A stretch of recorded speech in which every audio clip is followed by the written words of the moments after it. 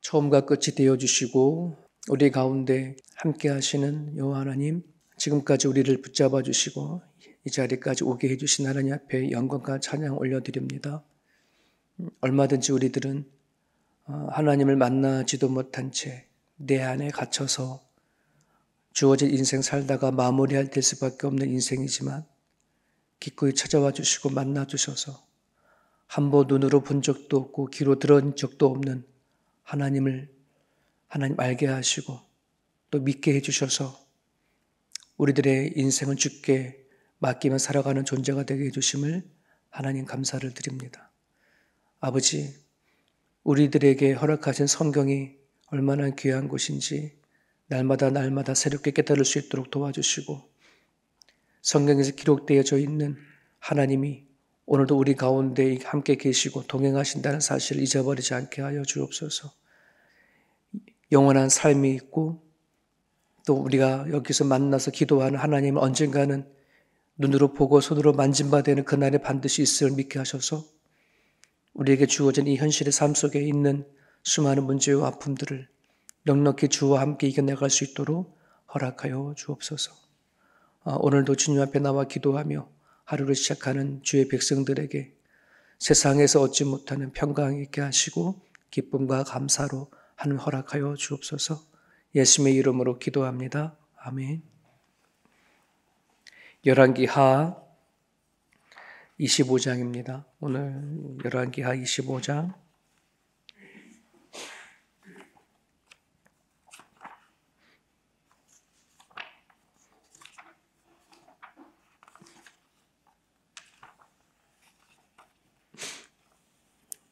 열왕기하 25장 8절에서 마지막 절입니다. 오늘로 열왕기가 끝납니다. 본문이 조금 길지만 우리 같이 읽겠습니다. 25장 8절에서 30절까지입니다. 바벨론 왕 느부갓네살의 19째 해 5월 7일에 바벨론 왕의 신복 슈위대장 느부사라단이 예루살렘에 이르러 여호와의 성전과 왕궁을 불사르고 예루살렘의 모든 집을 귀인의 집까지 불살랐으며 슈위대장에게 속한 갈대아 온 군대가 예루살렘 주위의 성벽을 헐었으며 성중에 남아있는 백성과 바벨론 왕에게 항복한 자들과 무리 중 남은 자는 슈위대장 느부사라단이 모두 사로잡아가고 슈위대장이 그 땅에 비천한 자를 남겨두어 포도원을 다스리는 자와 농부가 되게 하였더라. 갈대아 사람이 또 여호와의 성전에 두 녹기둥과 받침들과 여호와의 성전의 녹바다를 깨뜨려 그 녹을 바벨론으로 가져가고 또 가마들과 부삽들과 부집게들과 숟가락들과 섬길 때에 쓰는 모든 녹그릇을 다 가져갔으며 수위대장이 또 불 옮기는 그릇들과 주발들 곧 금으로 만든 것이나 은으로 만든 것이나 모두 가져갔으며 또 솔로몬이 여호와의 성전을 위하여 만든 두 기둥과 한 바다와 받침들을 가져갔는데 이 모든 기구의 논무게를 헤아릴 수 없었으니 그 한 기둥은 높이가 18규빗이요 그 꼭대기에 논머리가 있어 높이가 3규빗이며 그 머리에 둘린 그물과 석류가 다 녹시라. 다른 기둥의 장식과 그물도 이와 같았더라. 시위대장 대제장이 스라야와 부세장 스바냐와 성전 문지기 3사람을 사로잡고 또 성중에서 사람을 사로잡았으니 그 군사를 거느리는 넷이 한 사람과 또 성중에서 만난 바 왕의 시종 5사람과 백성을 징집하는 장관의 서기관 한 사람과 성중에서 만난 바 백성 60명이라. 시위대장 느부사라단이 그들을 사로잡아 가지고 리블라 바벨론 왕에게 나아가매 바벨론 왕이 하맛 땅 리블라에서 다 죽였더라. 이와 같이 유다가 사로잡혀 본토에서 떠났더라. 유다 땅에 머물러 있는 백성은 곧 바벨론 왕 느부갓네살이 남긴 자라. 왕이 사반의 손자 아이감의 아들 그달랴가 관할하게 하였더라.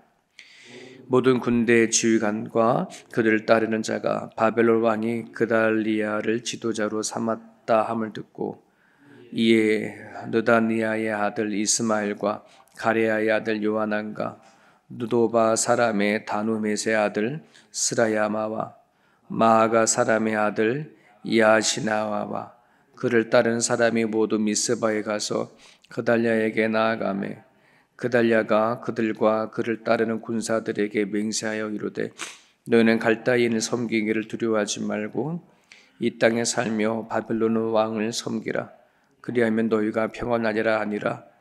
7월에 왕족 엘리사마의 손자 느다니아의 아들 이스마엘이 부하 10명을 거느리고 와서 그달랴를 쳐서 죽이고 또 그와 함께 미스바에 있는 유다 사람과 갈대 사람을 죽인지라. 노소를 망난하고 백성과 군대 장관들이 다 일어나서 애굽으로 갔으니 이는 갈대의 사람을 두려워함이었더라. 유다 왕 여호야긴이 사로잡혀간 지 37년 곧 바빌론의 왕 에월무로닥이 즉위한 원년 12월 그달 27일에 유다의 왕 여호야긴이 옥에서 내놓아 그 머리를 들게 하고 그에게 좋게 말하고 그 위에 지위를 바빌론의 그와 함께 있는 모든 왕의 지위보다 높이고 그 제수의 의복을 벗게 하고 그의 일평생에 항상 왕의 앞에서 양식을 먹게 하였고 그가 쓸 것은 날마다 왕에게서 받는 양이 있어서 종신토록 끊이지 아니하였더라. 아멘. 아멘. 열왕기 하의 이야기는 하나님 말씀하신 바대로 예루살렘이 이제 파괴가 되어지고 예루살렘에 있는 성전들이 있는 곳을 다 탈취하게 되어지고 남유다의 모든 사람들이 이제 포로로 끌려가는 이야기가 이제 열왕기 하의 마지막으로 장식이 되어집니다. 하나님이 수많은 이스라엘의 선지자를 통해서 말씀하신 바대로 사실대로 이루어지는 거죠. 이러한 사실들 앞에 안타까운 것은 하나님은 수많은 기회를 주셨거든요. 돌아설 수 있는 많은 기회가 있었는데 그 기회를 놓쳐버린 유다 사람들, 이스라엘 백성들의 모습을 보게 되어집니다. 육신의 질병을 걸리면 그거를 전문가에게, 의사에게 잘 진단을 받고 치료받는 것이 가장 중요하잖아요. 의사한테 제대로 처방을 받지 못하거나 그러면 정말 이 병을 치료하지도 못하기 전에 생명을 잃어버릴 일들이 참 많은데 요즘에 그 의사들이 되게 힘들어하는 것이 워낙 유튜브가 발달되어 있다 보니까 거의 다 이제 환자들이 전문가 의사를 와서 만나면은 자기 병을 거의 다 알고 와서 얘기를 한대요. 내가 이렇게 다 찾아보니까 이런 병인 것 같더라. 그러니까 환자가 처방하고 의사는 그냥 쌓이면 하는 식 같은 느낌이 든더라. 이제 그런 세상에 되어버렸는데 여러분 육신보다도 더 큰 질병이 뭐냐면 죄악의 문제인 거.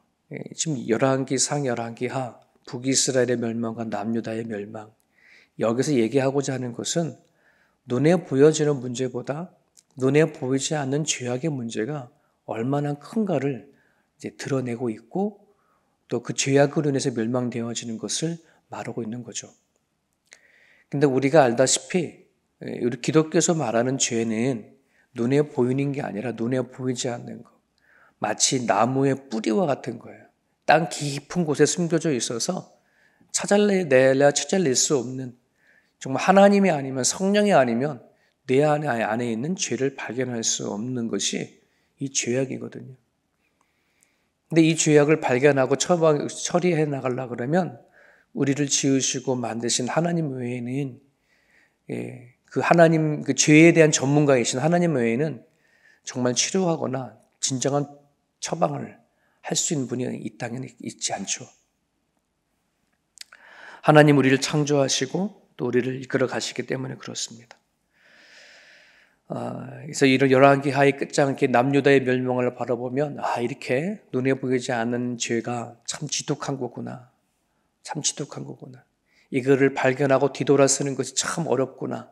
이런 것을 좀 깨닫게 되어집니다. 남유다의 그 요시야 왕이라고 그 종교 개혁을 일으킨 그 선한 왕이 있죠. 어쩌면 남유다의 마지막 희망이 될 수 있었던 사람 중에 한 사람이 요시야 왕인데, 그렇게 이 요시야 왕이 종교 개혁을 일으키고 다시 한번 남유다의 새로운 희망과 소망을 불사르는, 하느님 앞에 다시 일어나는 그런 일을 했음에도 불구하고 그 요시야가 죽은 이후에 남유다가 급하강하게 됩니다. 왜 그러냐 그러면 그의 아들이 악한 길에 떠나지 않았기 때문에 그렇습니다. 그의 아들이 여호아하스거든요. 여호아하스가 3개월 동안에 이 남유다를 세워갈 때에 등위하자마자 3개월 만에 아버지가 했던 거 모든 걸 다 뺏어버리고 악한 길을 또 다시 들어갔죠. 우상을 섬기는 일에. 그러고 나서는 애굽에 3개월 만에 애굽에 끌려가 죽는 일들이 일어나고, 그리고 그 여호아하스의 동생이죠. 여호아하스 동생 여호야김이 왕위로 있었는데 그 여호야김이 바벨론으로 끌려가 죽고, 그리고 여호야김이 아들 여호야긴이죠. 그 여호야긴이 또한 그가 3개월 만에 바벨론 2차 침공 때 바벨론에 끌려가 잡혀 죽게 되어집니다. 그리고 나서 마지막 왕인 시드기야라고 하지 않습니까? 이 시드기야는 그 여호야긴의 아들이 아니라 요아스의 아들입니다. 그러니까 이 남유다의 마지막 왕이 시드기야 왕인데, 근데 이 시드기야 왕은 그 요시야 왕 때 그 밑에 이제 그의 아들 여호아스와 여호야김과 여호야긴 세 왕이 어떻게 죽게 되어졌는지, 그의 운명이 어떻는지를 다 보았거든요. 그럼 마지막 왕 시드기야가 정말 하나님이 아니면 우리 나는 살 수 없구나라고 얼른 깨닫고 탁 돌아서 버리면, 정말 시드기야가 하나님 앞에 철저히 회개하고 돌이켰었다 그러면 남유다는 멸망하지 않지 않았을까, 이런 생각을 해보게 되는데, 그러면 그 시드기야는 그렇게 하지 못했어요. 여전히 눈에 보여지는 애굽과 바벨론 그 사이에서 답을 찾으려 했습니다. 이게 그 남유다뿐만 아니라 그 이스라엘 백성들이 가지고 있는 고질병이죠.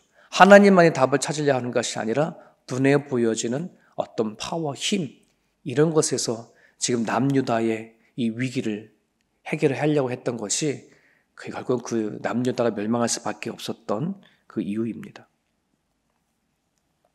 하나님에게서 답을 찾으려 하지 않았던 것, 세상의 방법에 대해서 답을 찾으려고 했던 것, 결국은 시드기야가 체포되어져서 눈을 다 빼고 바벨론으로 끌려가는 이야기가 어저께 본문의 이제 이야기였습니다. 여호수아가 가나안 땅을 정복한 이후에 820년 만에 이스라엘에 이제 막을 내리는 것이 오늘 본문의 이제 이야기인데, 여기에서 한번 생각해 보는 거죠. 어떻게 하나님이 세운 나라가 이렇게 멸망할 수가 있을까 하는 그런 부분들입니다. 하나님 안에서 이 문제를 해석하지 아니하면, 세상적인 방식으로 얘기한다면 국제적인 정세가 그렇다. 바벨론 제국이 등장하면서 그들의 파워를 절대 이길 수 없다. 나름대로의 그런 국제적인 정세를 가지고 얘기를 하죠. 북쪽에는 바벨론이, 아래쪽에는 애굽이 중간에 끼어서 남유다가 희생 제물이 될 수밖에 없었다. 이런 식인 거죠. 우리나라도 위로는 중국이요, 아래는 일본이지 않습니까? 그래서 위아래 어쩔 수 없이 희생 제물이 되어지고 타깃이 되는 것이 당연하지 않냐. 나름대로의 북이스라엘의 멸망과 남유다의 멸망을 그런 국제적인 정세를 가지고 이렇게 해석을 하지만, 그건 객관적인 그런 부분으로 얘기해 볼 수 있을지 모르겠어요. 하지만 성경은 그게 문제가 아니라고 얘기합니다. 하나님 앞에 그들이 쌓아놓은 죄의 악 때문이다. 해결하지 못한 죄가 곰고 골마서 정말 하나님이 수술되지 하지 아니하면 치료할 수 없는 지경까지 왔기 때문에 그들이 멸망한 거라고 그렇게 얘기를 하죠. 근데 이 부분에 참 안타까운 것은 뭐냐 그러면, 북이스라엘이 멸망할 때나 남유다 백성들이 멸망할 때나 자기 이 문제를 자기 안에서 보지 못한다는 거예요. 멀찌감이 떨어져 있어서 정말 남유다가 하나님 앞에 제대로 살지 못했구나, 그 역사 가운데 남들은 볼 수 있는데 막상 그 남유다 백성들은 그걸 보지 못하는 거예요. 그 안타까움이 있죠. 여러분, 술 취한 사람이 물어보면 당신 술 취했다라고 하면 내가 술 취했다라고 얘기하나요? 그렇지 않아요. 네. 술 취해서 이렇게 가면 전봇대가 흔들리는데 자기가 흔들리는 게 아니라 전봇대가 흔들린다 하는 거잖아요. 지금 그런 꼴이에요. 남유다 백성이나 북이스라엘 백성들이나 이 상황을 하나님 안에서 자기들 안에 있는 문제를 발견하고 그리고 하나님 앞에 회개하고 돌이켜야 되는데 그걸 보지 못하니 다 바깥의 문제를 찾는다는 거죠. 이거는 나라뿐만 아니라 내 개인적인 신앙도 마찬가지입니다. 우리가 하나님의 말씀을 듣고 예배하는 가정 가운데 나 자체를 말씀을 통해서 내 자신을 보지 못하고 내 안에서 문제를 찾지 아니한 채 바깥에서 찾으려고 한다면 누구 때문에 이런 상황 때문에 이렇게 가버리면은 회복할 길이 없어요. 회복할 길이 없어요. 하나님이 정말 직접적으로 손을 대지 않는 이상, 수술시키지 않는 이상은 방법이 없다는 말이죠.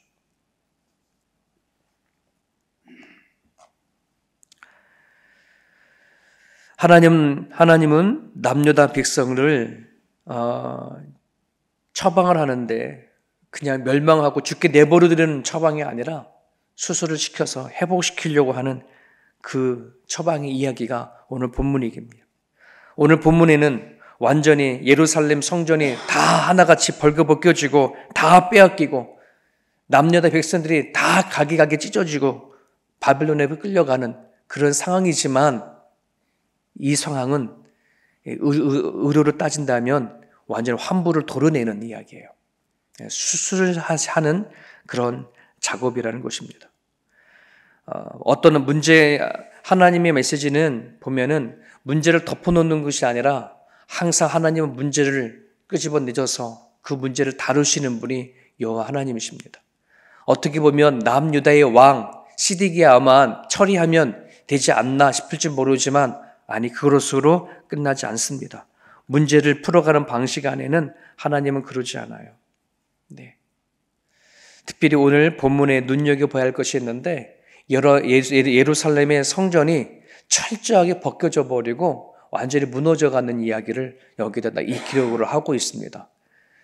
근데 우리는 이게 예루살렘의 성전에 대해서 별 이렇게 감흥적으로 갖고 있지 않지만 남유다 백성들에게 예루살렘의 성전이 저렇게 낱낱이 다 들춰져 버리고 다 빼앗긴다고 하는 것을 현실을 봤었을 때에는 그들은 납득될 수 없는 그런 부분이거든요. 왜냐하면 그들의 역사 가운데에 예루살렘 성전이라는 이 성전은 거의 신적인 신과 같은 그렇게 경배해 왔거든요. 그런데 눈앞에 예루살렘의 성전이 다 벗겨져 버리고 정말 기둥뿌리 없이까지 남겨놓지 않고 다 뽑아가지고 무너뜨려지는 상황 앞에 남유다 백성들은 철저하게 절망했을 거라는 거죠. 근데 하나님은 그 방법을 쓰는 거예요.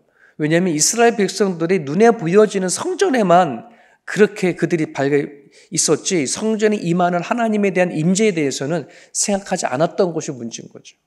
그러니 성전 안에 우상을 세우고 그랬던 거거든요. 여러분, 오늘 우리들이 하나님 안에서 영적인 눈을 가져서 내 내면을 살피지 아니하면은 우리는 자꾸 눈에 보여지는 세상의 어떠한 바벨 같은 신을 우리는 붙잡고 살아갈 때가 되게 많고 그것이 나를 세울 거라고 살릴 거라고 착각하는 경우들이 되게 많죠. 하나님은 그것을 철저하게 무너뜨리는 거예요. 수백 년 동안 믿어왔던, 수백 년 동안 제사했던 예루살렘 성전을 아주 그냥 당신이 손으로 다 뭐 하는 거예요? 부셔뜨려 버리는 거예요.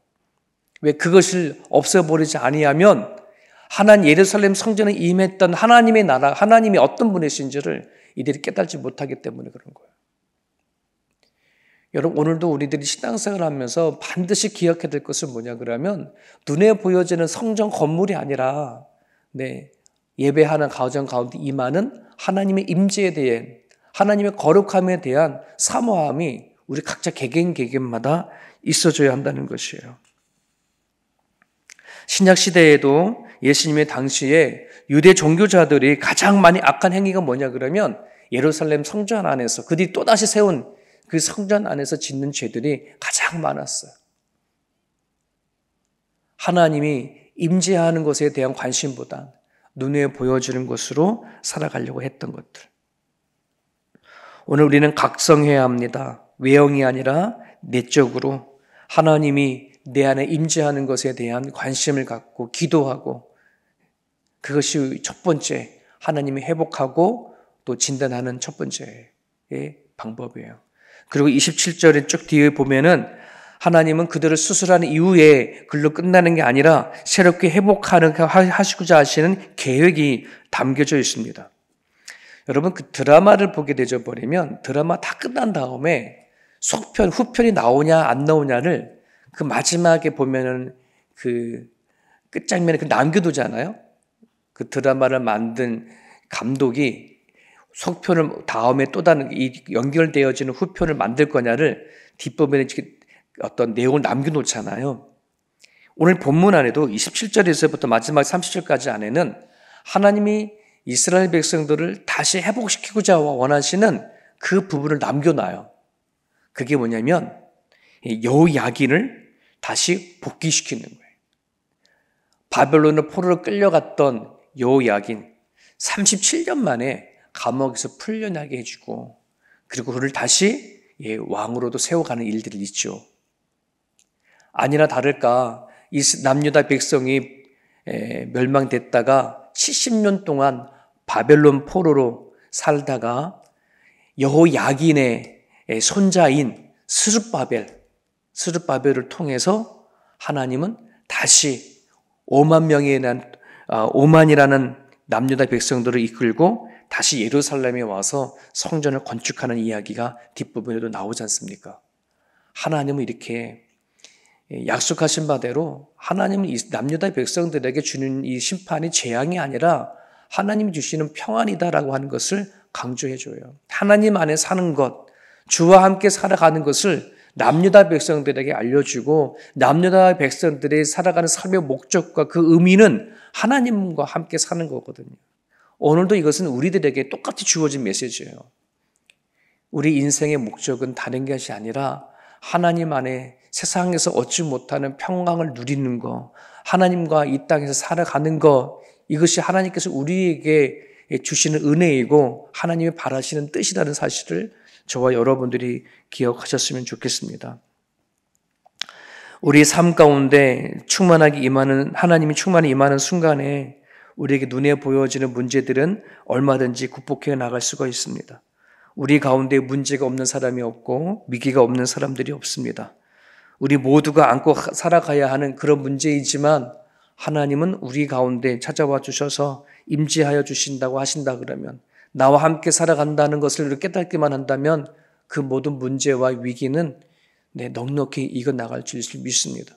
오늘 이 아침에 여러분들이 기도해 주실 때에 내 안에 임하시는 하나님의 임재를 간구하시고 기도할 수 있었으면 좋겠고요. 또 그로 인해서 내가 문제라고 생각하는 것, 내 어려운 환경 안에서 진짜 하나님이 주시는 평안을 누릴 수 있기를 소망합니다. 그런 마음으로 이 시간 기도를 드렸으면 좋겠습니다. 하나님이 주신 말씀 붙잡고요, 이 시간 같이 기도할 수 있기를 바랍니다.